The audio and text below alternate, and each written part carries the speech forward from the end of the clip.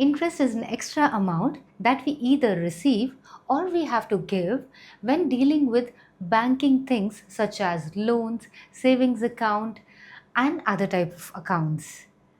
Hi everyone, my name is Shraddha and in today's video we will understand simple interest, and since it's based on percentage, that is why I have included this in my series of percentages. So let's get started.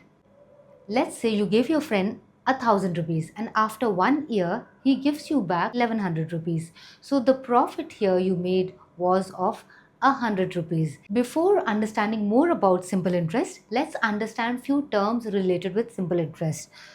Principal. The original amount that you had given to your friend, which was 1,000 rupees, is called as the original amount or the principal, and in the formula we represent that by P.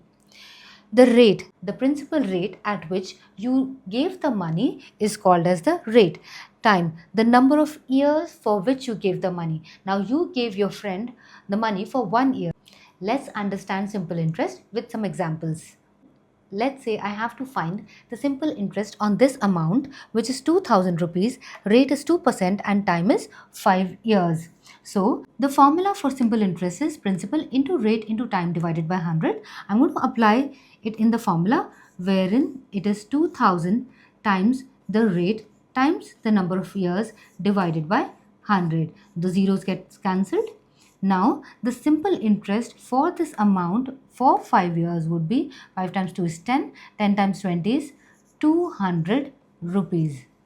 So after the 5 years, the total amount that will be received will be 2000 plus 200, which will be 2200 rupees.